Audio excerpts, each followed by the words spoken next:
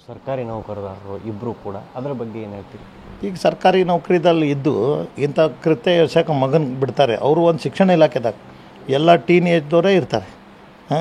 ಈಗ ನಾಳೆ ನಮ್ಮ ಹುಡುಗರು ನಮ್ಮ ಬೇರೆ ಪೇರೆಂಟ್ಸ್ ಮಕ್ಕಳು ಇದೇ ಪಾಠ ಕಲಿಸ್ತಾರೆ. ಅವರು ತಮಗಾಗಲಿಲ್ಲ ಅಂದರೆ ಬೇರೆ ತಮ್ಮ ಸಮಾಜದ ಹುಡುಗರನ್ನು ಚೂ ಬಿಡ್ತಾರೆ. ಇಮಿಡಿಯೇಟ್ಲಿ ಸಸ್ಪೆಂಡ್ ಮಾಡ್ಬೇಕು. ಅವರು 100% ಅರೆಸ್ಟು ಮಾಡಬೇಕು, ಈ ಕೇಸಿಗೆ ಇನ್ವಾಲ್ವ್ ಮಾಡಬೇಕು, ಮತ್ತು ಅವ್ರನ್ನ ಸಸ್ಪೆಂಡು ಮಾಡಬೇಕು.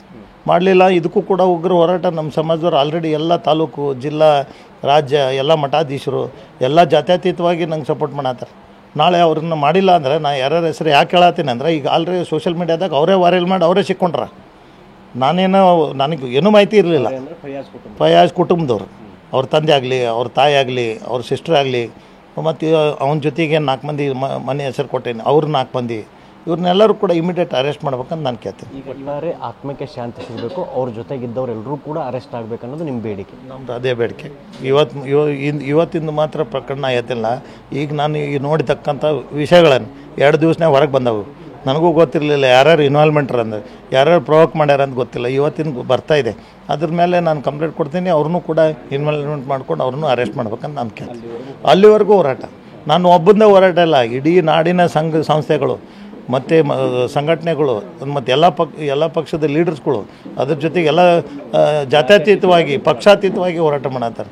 ಅದಕ್ಕೆ ದಯಮಾಡಿ ಇಷ್ಟೆಲ್ಲ ಹೋರಾಟಕ್ಕೆ ಫಲ ಸಿಗಬೇಕಲ್ಲ, ಅದಕ್ಕೆ ಅರೆಸ್ಟ್ ಮಾಡಿ ಅವ್ರಿಗೆ ಇತಿಶ್ರೀ ಹಾಡಲೇಬೇಕು. ಇಲ್ಲ ಬೇರೆ ಕುಟುಂಬದವ್ರು ಅವ್ರ ಮಕ್ಕಳಿಗೆ ಇದೇ ರೀತಿ ಪ್ರವೋಕ್ ಮಾಡ್ತಾರೆ, ಅವ್ರ ಮಕ್ಕಳನ್ನ ಚೂ ಬಿಡ್ತಾರೆ. ಅವ್ರ ಮಕ್ಕಳ ಪರಿಸ್ಥಿತಿ ಗೊತ್ತಿರ್ತೈತೆ ಅವ್ರಿಗೆ. ಅಟ್ಲೀಸ್ಟ್ ಪೊಲೀಸರಿಗೆ ಕೊಡಬೇಕಾಯ್ತಿಲ್ಲ.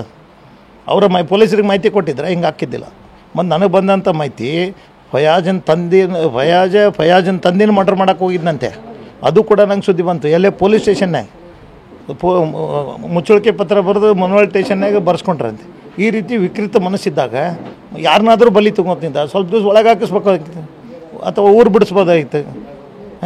ಮತ್ತು ಯಾರನ್ನ ನೆಕ್ಸ್ಟ್ ಟಾರ್ಗೆಟ್ ಐತೆ ಅಂತ ಅವ್ರಿಗೆ ಗೊತ್ತಿತ್ತಲ್ಲ, ಅವ್ರು ನಮಗೆ ಇನ್ಫಾರ್ಮ್ ಮಾಡ್ಬೋದಾಗಿತ್ತು. ನಮ್ಮ ಜೊತೆ ಮಾತಾಡಿ ಅಂತ ಹೇಳ್ತಾರೆ, ನಮಗಂತೂ ಗೊತ್ತಿನೂ ಇಲ್ಲ. ನಮ್ಮ ಮಗಳಿಗೆ ಅಲರ್ಟ್ ಮಾಡ್ಬೋದಾಗಿತ್ತಲ್ಲ, ನೀವು ಹುಷಾರಿರ್ಮ, ನೀವು ಮೋಸ್ಟ್ಲಿ ನಿರಂಜನ್ ಹಿರೇಮಠ ಅವರು ಬೆಳೀತಿದ್ದಾರೆ ಅನ್ನೋ ಕಾರಣಕ್ಕೆ ಟಾರ್ಗೆಟ್ ಮಾಡಿದಾರ ಅಂತ.